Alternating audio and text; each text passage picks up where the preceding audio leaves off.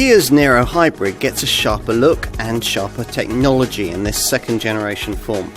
As before, the car remains a mix between a family hatch and a crossover, but this time round is a little larger and quite a lot more sophisticated. Expect this self-charging model to continue to figure amongst Kia's top sellers.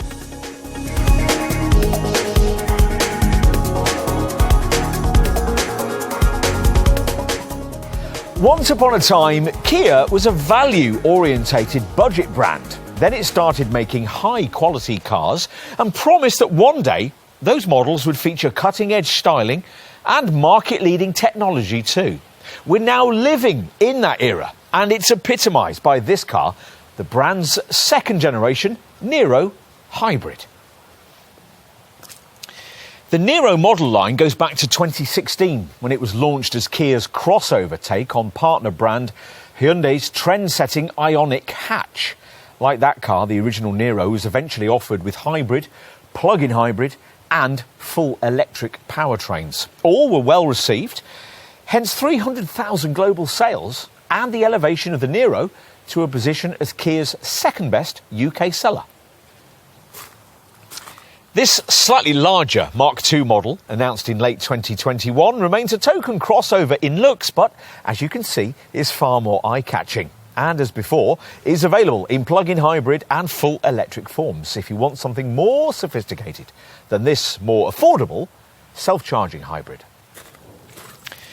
The hybrid version's our focus here though, repackaged, but as we'll see, very recognisable, in essence, to loyal customers joining Kia on its gradual journey upmarket. Should it be high on your shopping list if you're seeking a contender of this kind? Well, you'll need the industry's most comprehensive review, the Car and Driving Road Test, to find out.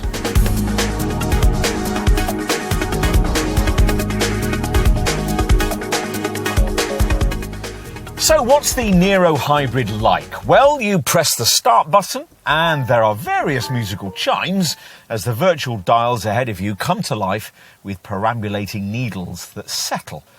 As a green, ready to start driving message appears on the right of the instrument cluster. But is this second generation Niro ready to offer much of an improved driving experience? Kia wants you to think so, pointing to the fact that most models now get its highway drive assist semi-autonomous driving system and that the car will now automatically adjust its speed to posted limits, and you can even set it to reduce its emissions in sensitive areas like outside the school gates, for instance. Top models can automatically brake themselves to avoid parking obstacles and change lane with the flick of the indicator stalk too. Which is all very welcome, but you can't help feeling is in some respects a smokescreen to disguise the fact that very little about the engineering of this Niro Hybrid has changed at all compared to the first generation model that dates all the way back to 2016. And given the way that EV technology has progressed in that time, you would expect it to be very different indeed. Instead, there's basically the same SmartStream 1.6-litre GDI petrol engine Kia's been using for a decade, mated to the same 6-speed dual-clutch automatic gearbox, driving the front wheels with the assistance of an electric motor. That's pretty much the same too, developing 43 bhp as before, but unfortunately the tiny battery that powers it isn't reduced in size to 1.32 kilowatt hours, down from 1.56 kilowatt hours before, which means it's even less likely to ever power the car on its own. That's not the point with a self-charging hybrid model like this, of course. The little battery's there to reduce the load on the engine, not to substitute for it, in the way that the much larger 11.1 kilowatt-hour battery on the alternative Niro plug-in hybrid can. But that much pricier 180 bhp model isn't our focus here. Niro Hybrid customers must be content with a more modest 139 bhp output that delivers 62 miles an hour in 10.8 seconds en route to 102 miles an hour. A more significant element of this self-charging powertrain's character, though, is its relatively feeble pulling power, just 265 newton-meters of torque, which means overtakes must be planned well in advance. A typical Niro Hybrid customer, though, would be doing that anyway. To overly criticise the performance and drive dynamics of a car like this, as you'll find plenty of media outlets out there doing so, is to fundamentally misunderstand its basic remit. The likely owner of this car won't want or need more performance than this crossover can offer, and they certainly won't need tactile steering feedback and rewarding handling at speed through tight turns. So this Kia doesn't provide it. They will want decent ride quality on the school run, easy steering for traffic and parking, and excellent refinement for the short bypass section of the ride home, all of which this Niro delivers. It's that improved refinement and ride quality we've most noticed with this second generation model, both things that come courtesy of the switch to the brand's stiffer, more sophisticated K3 platform. All flavours of Niro get this chassis, of course, but because the K architecture allows for various battery mounting options depending on powertrain, under the boot floor for the plug-in hybrid, centrally for the Niro EV, and beneath the rear seats for this hybrid model, the three variants each drive a little differently. You'd notice the biggest difference if at your local dealer's showroom you jumped out of this hybrid and took a drive in the full EV version. That's because the central sighting of that full electric version's hulking great 64.8 kilowatt hour battery improves its centre of gravity no end, reducing cornering body roll to an extent that's been promised with this Mark II hybrid model, but unfortunately not delivered. You won't really want to anyway, not only because ultimately it doesn't make the car go much faster, but also because it artificially raises the revs to a level that feels uncomfortable with an efficiency-orientated crossover of this kind, audibly negating the very sensible reasons why you chose one in the first place. Another reason not to select Sport is that it robs you of the ability to improve drive efficiency by altering brake regeneration. In Sport, these paddle shifters behind the steering wheel, only fitted above base trim, are there to shift the gears. In Eco, though, they have a completely different function for altering brake regeneration. Kia fitted this setup to later versions of the original Niro Hybrid, and as there, you get 3 brake regen levels, the fiercest, slowing the car noticeably when you come off the throttle, to an extent that takes care of most of your braking needs if you pull the left paddle in for 3 seconds and activate the 4th max setting. All this is much as you'll remember if you come to this Mark II model having familiarity with later versions of its predecessor. As we've been saying, beyond the technology tinsel, real drive differences with the second generation version of this self-charging Niro are difficult to discern. To find them, you really have to drill down into the detail, like the fact that the engine now runs on low-friction ball bearings, and, more interestingly, that Kia's now taken out the mechanical reverse gear. Reverse motion is instead now delivered by the electric motor, helping to eliminate tailpipe emissions during reversing manoeuvres, and giving the car the potential to go rather quickly backwards in the unlikely event you should ever want it to. One thing we're glad that Kia hasn't changed is the towing capacity, rated at a 1,300 kilo braked figure that's higher than you'd expect for a hybrid and nearly twice what you'd get with a Niro EV. In summary, despite the sassier looks, this Niro's still very much the sensible steer it's always been, which should suit the market just right.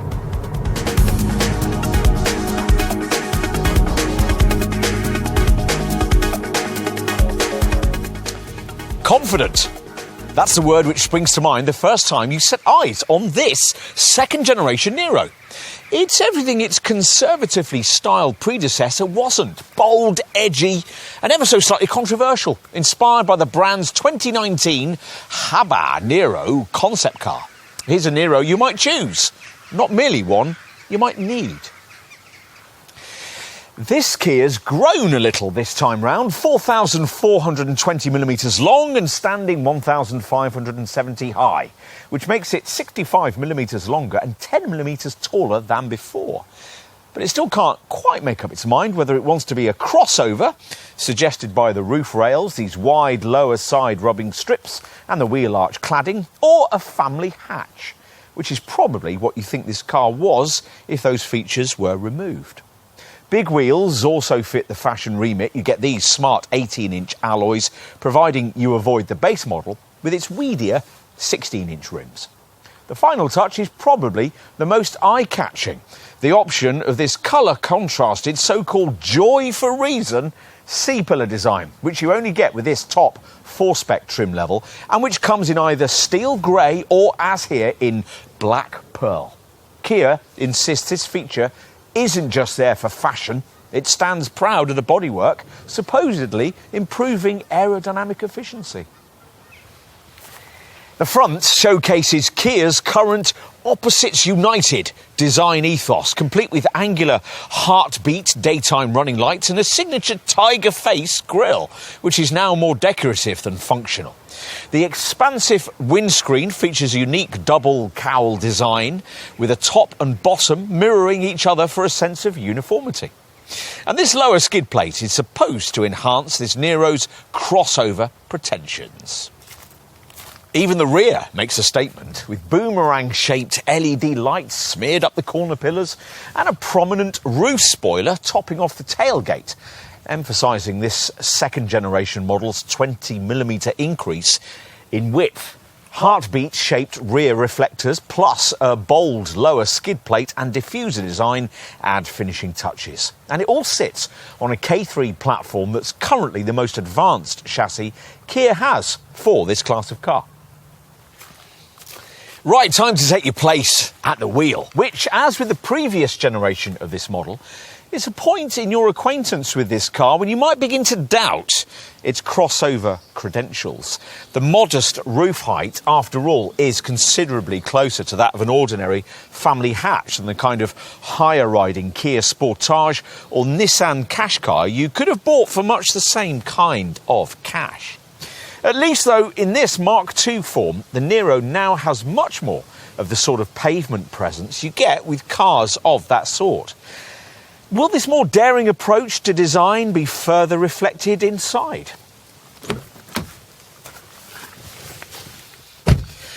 Well, pretty much, yes. Absolutely nothing's been carried over from before, and there's a considerably higher feeling of quality, particularly in this higher spec version, which decorates the angular dash with these twinkling twin 10.25-inch screens.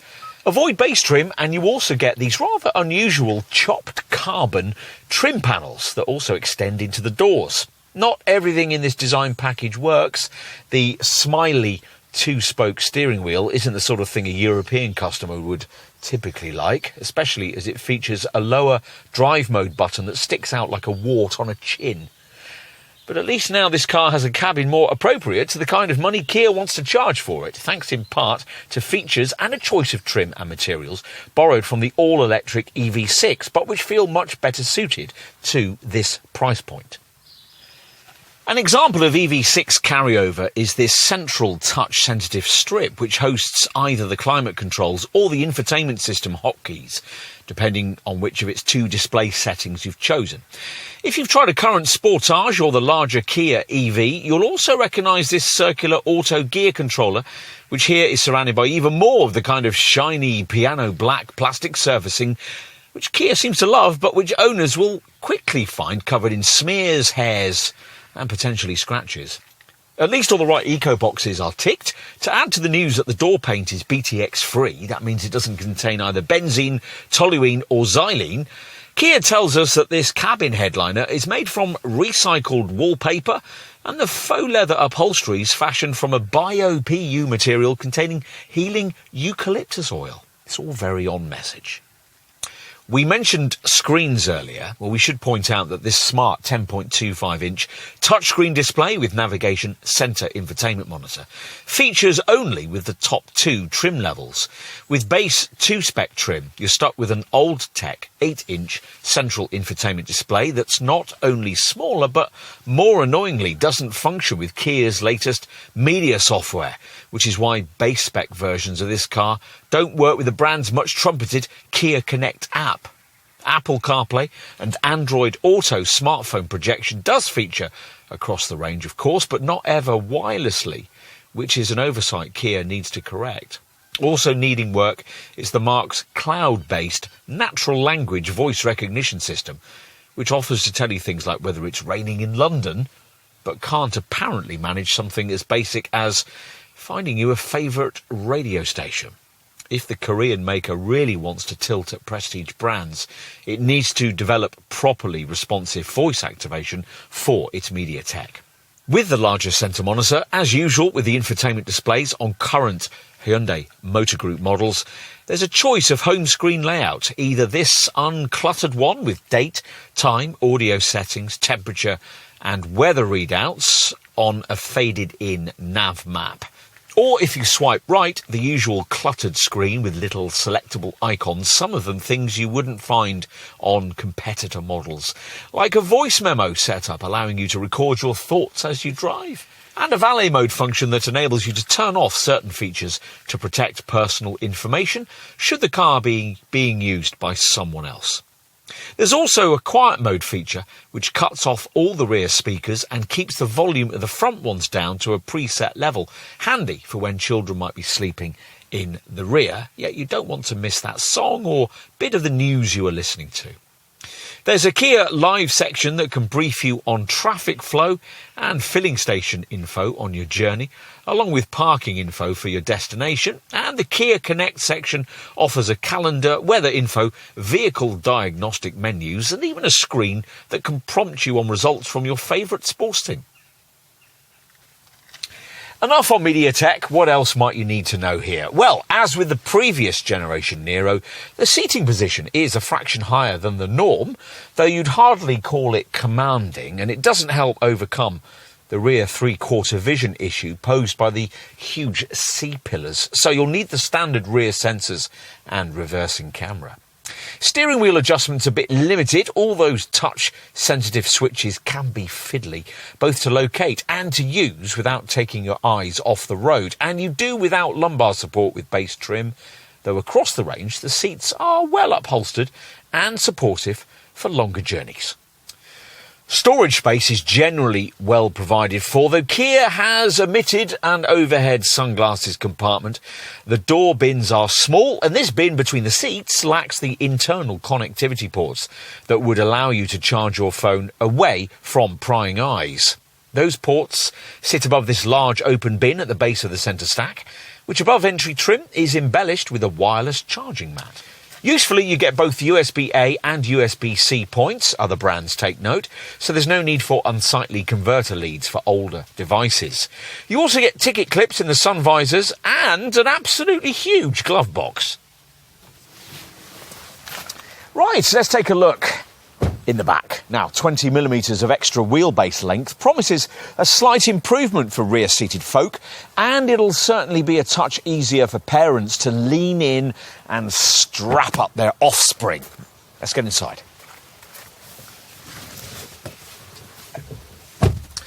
Here's where the real benefits of that switch to this Mark II model's more sophisticated K3 platform are revealed. It feels almost EV-like in the back, with more legroom than you'd get in any other class rival. Headroom's good too, even with this sunroof fitted. And the central transmission tunnel's not too prominent, so if you had to fit 3 adults in the back here for a short trip, it'd probably be easier than would be the case with most cars in this class. Better still, there are some really useful extra touches, like this lower AC 220-volt socket and the neat USB-C port tabs on the outer edges of the front seats. The rear seat back reclines too. It'd be asking too much to expect it to slide as well, because the hybrid system's little battery resides under this bench. You might conceivably find it a little dark and sombre back here. The huge rear C-pillars we mentioned don't help here. Still, all the basics are provided: an armrest with twin cup holders, overhead reading lights, seat back pockets, bottle holders in the doors, a coat hook on the driver's side grab handle, and centre vents, though there's no option for rear climate controls. Finally, let's take a look in the boot. Now, there's a flimsy fabric parcel shelf, but Kia does provide a proper adjustable height boot floor, though there's no option to add any sort of spare wheel beneath it. So, in the event of a puncture, you'll be waiting for recovery or fiddling about with a can of sealant. Usable bag hooks are another oversight. Still, the loading lip isn't too high. Recesses are provided on both sides. There's a light on the left, and you get the usual tie-down points. Battery placement makes quite a difference to carriage capacity across the Niro range. Because it's under the rear seat in this hybrid model and doesn't encroach into the cargo area, there's a very class competitive 451-litre capacity figure. The Niro EV, which has its battery beneath the cabin floor, does even better at 495 litres plus an extra 20-litre frunk. The Niro plug-in hybrid's placement of its drive battery below the cargo area base, though, restricts its carriage capacity to just 348 litres. Having around 100 litres more room than that in this hybrid variant might make all the difference on a family trip, and it gives this model a useful advantage over direct hybrid rivals like Honda's Civic eHEV, which has 410 litres, and Toyota's Corolla 1.8-litre hatch at just 361 litres. The rear bench doesn't offer a ski hatch or a 40-20-40 split, so long items can't be poked through between a couple of rear-seated passengers, but at least when the 60-40 split backrest folds, it falls down nearly flat, freeing up 1,445 litres of space.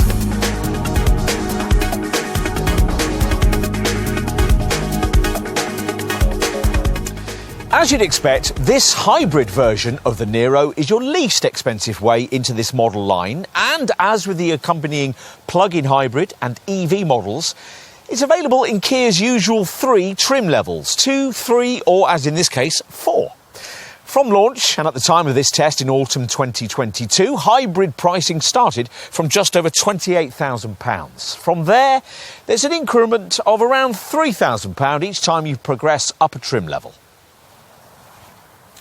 Niro models with the 2 other available drivetrain options aren't our focus here, but for reference, if you want one of those, you'll need to spend quite a bit more. To graduate from this hybrid to the plug-in hybrid Niro would require around £6,000 more from you. To go from this hybrid to the full battery Niro EV would require around £8,500 more. Even when you take the lower running costs of those 2 more electrified plug-in variants into account, it's hard to imagine too many cost of ownership scenarios in which this ordinary self-charging hybrid version didn't come out on top. Kia expects it to account for 40% of Niro sales. It looks good when it comes to price comparisons with rival brand models too. That entry-level asking price figure we just mentioned is usefully below the £30,000 entry-level price point for this model's 3 most direct self-charging hybrid segment rivals: the Toyota Corolla in 1.8-litre form, and 2 models from Honda, the Civic eHEV family hatch and the HR-V crossover. The same sort of money would also buy you a Suzuki Swace full hybrid, basically a rebadged Corolla 1.8, which is only offered as an estate, or a Toyota CHR, which is significantly smaller. Nissan makes an e-Power hybrid version of the Qashqai, but that costs from around £33,000 and is less economic. You might also look at a Renault Arcana, which in full hybrid form costs about the same as a Niro hybrid, but again, one of those will cost you a little more to run. The 5 other full hybrid crossovers of this sort you might come across are the Toyota Yaris Cross, the Renault Captur E-Tech full hybrid, the Hyundai Kona hybrid, the Suzuki Vitara full hybrid and the Honda Jazz Crossstar, which all cost from around £25,000 but are all smaller inside than a Niro, and none of them can quite match the efficiency figures on offer from this Kia. Of course, for the money Kia's asking here, or probably a bit less, you could get a similarly sized hatch or crossover model with a mild hybrid engine. Say supposedly electrified versions of Volkswagen's Golf, Ford's Focus, Seat's Leon or Skoda's Octavia. But that's not the same thing at all, because with mild hybrid tech, the engine can never run solely on electric power. So a mild hybrid model of that sort will cost you much more to run than a proper self-charging full hybrid model like this. In short, know what you're buying. If, having considered all of this, you conclude that it is a Niro Hybrid that you really want, then you're going to need to know just how generous Kia has been with the standard spec. So let's take a look at that now. Starting with the features you can expect to find across the Niro range. Tick off automatic LED headlights, LED daytime running lights and tail light clusters, a rear spoiler, roof rails, skid plates front and rear solar glass, electrically heated door mirrors, rear parking sensors and a reversing camera. Plus you get smart cruise control with stop and go functionality, with many of the same cameras used for the very complete portfolio of camera safety equipment, which we'll cover off for you in a moment. Inside, there's dual zone climate control, an artificial leather steering wheel, a dual height boot floor for extra versatility, and in the instrument binnacle, there's a 4.2-inch Supervision colour cluster display. Media connectivity is taken care of by an 8-inch touchscreen central monitor with a 6-speaker DAB audio system and Bluetooth, plus Android Auto and an Apple CarPlay smartphone projection. So that's covered off the features fitted to all Niros. Now, what about the differences between those trim grades? Well, the base 2 grade gets 16-inch alloy wheels and, as we said, that 8-inch central display. With the mid-level 3 spec model, that gets upgraded to 18-inch wheel rims and a bigger, more sophisticated 10.25-inch central display with navigation. Other 3-spec features include electrically folding door mirrors, privacy glass, front parking sensors and smart keyless entry. Inside, the cloth and artificial leather covered seats are heated for the front occupants, and for the driver there is power adjustment and lumbar support, plus the steering wheel paddle shifters that 2-spec annoyingly does without, for gear shifting and altering brake regeneration settings. The driver also benefits from a heated steering wheel, plus at this level you get higher quality cabin trim. And there's a wireless smartphone charger and metal chopped carbon effect finish for the central dashboard fascia. Annoyingly, the app that comes with this car, that's for Kia Connect services, only applies from 3 grade upwards, but at least it lasts for as long as the warranty, 7 years. Kia Connect is worth telling you a bit more about. Like most branded apps of its kind, it allows smartphones to remotely access vehicle information such as trip data and statistics, vehicle location and vehicle lock status. Users can also check and change their vehicle settings directly from their smartphone, including navigation, radio and Bluetooth preferences, and access fuel station, parking and real-time traffic info. As part of the app, customers can additionally access a last-mile navigation feature, which once the car's parked, will help them navigate to their final destination on foot via either Google Maps or augmented reality guidance on their smartphone. You can use the same system to help you find your parked car once you're ready to return to it. And there's a valet mode on the app that enables customers to monitor their vehicle remotely when it's being driven by someone else, which will offer added peace of mind if you've allowed your teenage children to borrow the key to your Niro. Crowning the lineup is this 4 grade, which you have to get the option of the contrasting C-pillar we have here, available in either steel grey or, as in this case, black pearl. 4 spec also gets you an electric sunroof, a smart power-operated tailgate and the remote smart parking assist system that allows you to stand outside the car and park into tight spaces using the key fob.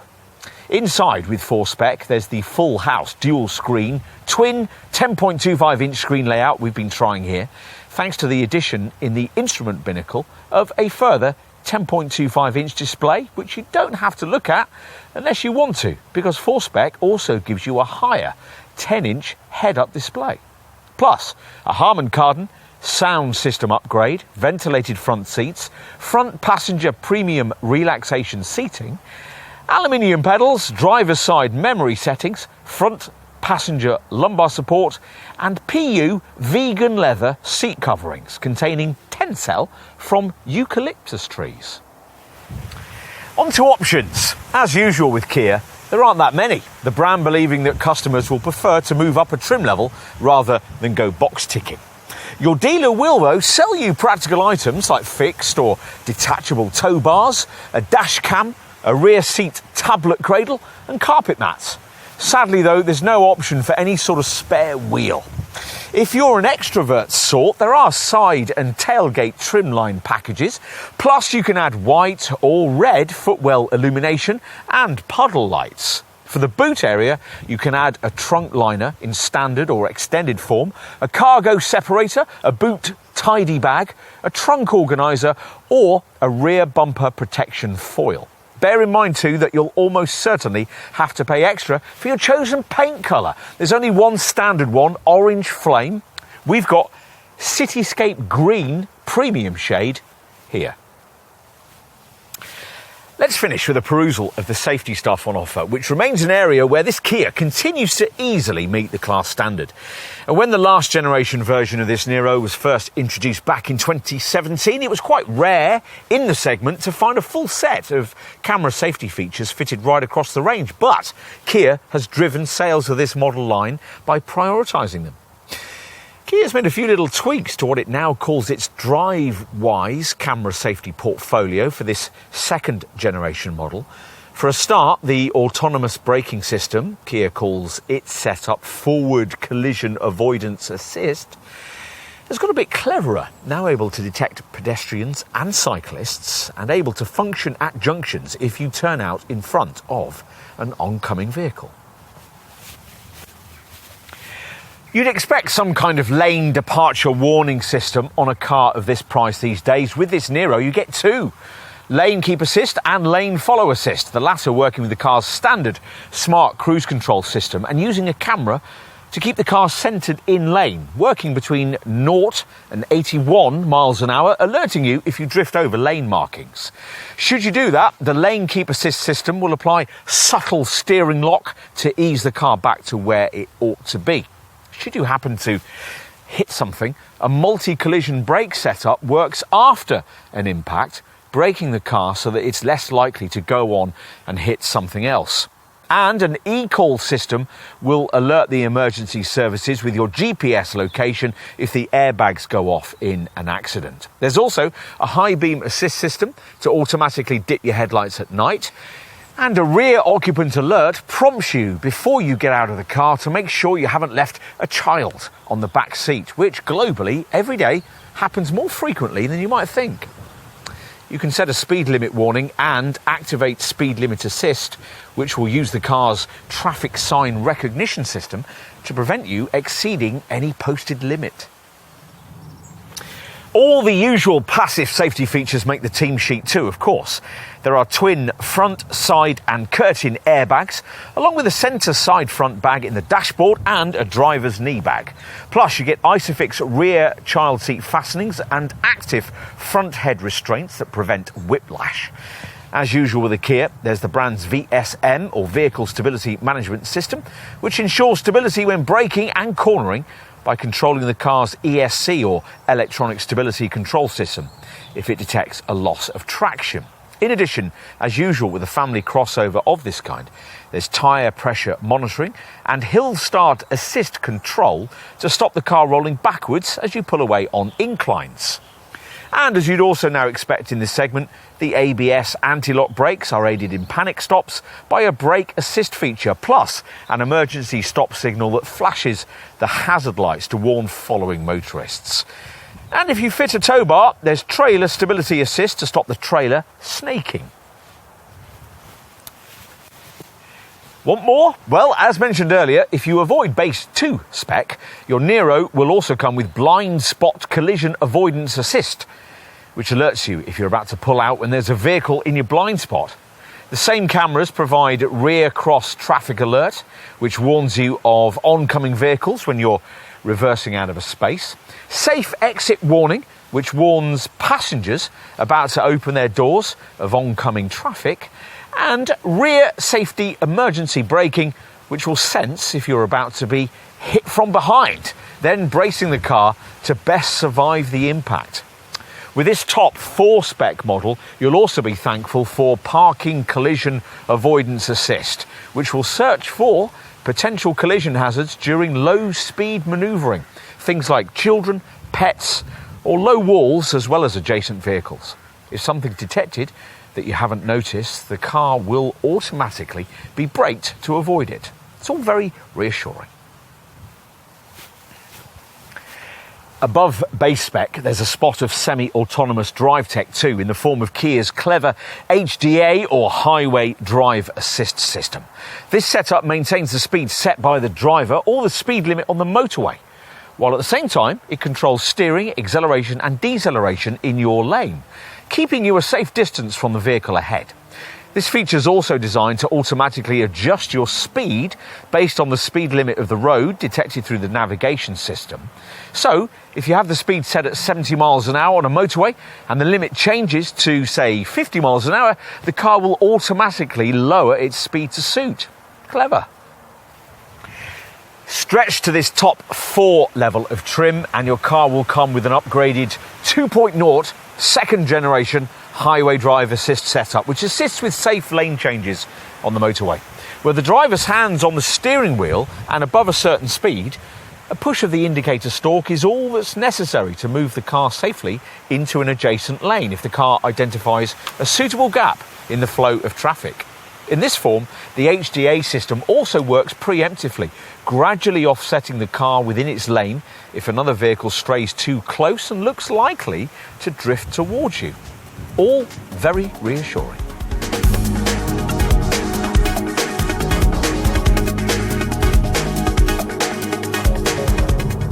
This second generation Niro can make all the style statements it likes, but if its cost of ownership figures don't stack up, then it won't sell.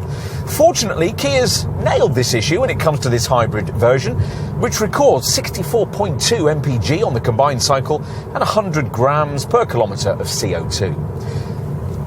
You'll need some segment perspective here. That's fractionally better than a Toyota Corolla 1.8 litre hybrid, 62.8 miles per gallon and 102 grams per kilometre, and a lot better than either a Honda Civic E HEV at 56.5 mpg and 110 grams per kilometre, or a Nissan Qashqai e-Power at 53.3 mpg and 119 grams per kilometre. As with all full hybrids of this sort, the advantage over mere mild hybrid tech lies in the fact that the engine's able to run independently on battery power. Though in this case not for very long, thanks to the combination of a near 1.5 tonne curb weight, a relatively feeble 43 bhp electric motor, and the small size of the 1.32 kilowatt-hour lithium-ion polymer battery pack that powers it. If you want to run on electric power for longer, then you'll need to take a deep breath and shell out the considerable extra required for the alternative versions of this car. You have to plug in the Niro plug-in hybrid and the full electric Niro EV. They're not our focus here, but for reference, the plug-in hybrid version delivers a tax-busting 22 grams per kilometre of CO2 and records an official 282.5 mpg combined cycle fuel figure when taking its 40-mile EV driving range figure into account. Topping up the Niro plug-in hybrid's 11.1 kilowatt-hour lithium-ion polymer battery to full takes 2 hours 55 minutes using a 3.3 kilowatt garage wall box. The full battery Niro EV, meanwhile, can go up to 285 miles between charges, and topping up its 64.8 kilowatt-hour lithium-ion polymer battery from an 11 kilowatt garage wall box takes 6 hours and 20 minutes. Back to this self-charging Niro Hybrid. As you'd expect, there are lots of dashboard drive tools to help you maximise economy. You'll need to regularly engage the Eco Drive mode, of course, and there's a power meter dial on the right of the instrument cluster, plus a selectable central energy monitor, so you can see in real time what's being powered by what. A larger version of that energy monitor can be seen in the hybrid section of the centre dash infotainment display, along with average fuel economy, electric motor use, and remaining battery percentage. That same screen's settings section has an eco vehicle screen, which allows you to activate efficient coasting and smart recuperation settings. Make good use of all of this and the results can be impressive. Even when driving this car really hard, we've struggled to record less than 40 mpg throughout our test. There's more clever efficiency tech too.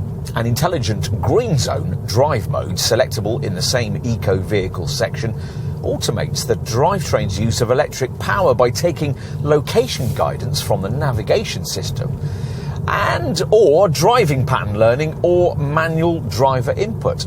Built-up areas or roads nearby schools and hospitals are designated within the GPS mapping as green zones, and upon entering them, the Niro will automatically switch to electric-only driving to reduce exhaust emissions.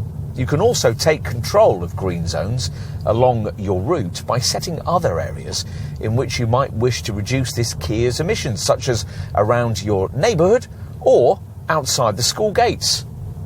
Why has no one thought of this before?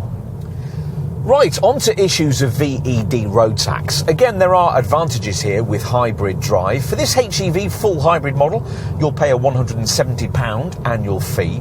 Benefit-in-kind taxation is rated at 26%, obviously way above the other Niro variants, which see the plug-in hybrid rated at 8% and the Niro EV at just 2%. You'll also want to know about likely depreciation with a volume brand badge crossover of this kind of price. Well, that's reasonably class competitive. Industry experts reckon that after 3 years and 36,000 miles, the Niro Hybrid model we're trying here would still be worth 56% of its original value, which is very class competitive. The plug-in hybrid version's about the same, with the Niro EV 1% better. After purchase, you'll be offered the free Kia Promise package, which gives you complimentary 7-day insurance and a £250 insurance excess return for 1 year, plus online service booking and accident aftercare. Now on to warranties. Kia used to lead the industry here with its 7-year, 100,000 mile deal, but now things aren't quite as clear-cut. Though it's useful that you can continue to transfer the cover to future owners. If in future the car's sold through a Kia used approved dealership when less than 18 months old or with less than 18,000 miles on the clock, the warranty will be topped up to match that of a new model. That really shows confidence in your product. But other brands are catching up in this area. The package you get with the rival Hyundai Kona Hybrid is only 5 years, but puts no limitation on mileage. Alternatively, if you were to choose a similarly priced Toyota Corolla, Yaris Cross or CHR, you could extend the car's standard 3-year warranty cover for up to 10 years, with an extra year's warranty added every time you got it serviced at a franchise dealer. With this Kia, as you'd expect, there is also a 12-year anti-perforation and 5-year paint warranty to even further cement the longevity of the car. Insurance is Group 20A for 2-spec or Group 21A for the 3 or 4-spec models. That's way cheaper, by the way, than the plug-in hybrid up to Group 24A and the Niro EV up to Group 29A. Servicing is every 10,000 miles, and should those mileages not be achieved, then servicing is still required annually. And as usual with the Kia, you can budget ahead with prepaid servicing plans, courtesy of the brand's Care 3 package that offers a fixed price deal covering your first 3 garage visits. A package that can be extended to include 5 visits if you go for the upgraded Care 3 Plus option. In addition, a customer can now purchase services up to and including the 7th one, so matching the full length of the warranty. Whatever plan you go for, you can also bundle an MOT test in with it, and on that basis you'll have the peace of mind of knowing that virtually all maintenance costs will probably have been covered for the entire time that your name will be on the logbook. Usefully, the car's centre screen has a vehicle diagnostics section that allows you to check various maintenance functions between services: the brakes, the indicators, the steering, camera safety systems and tyre pressures.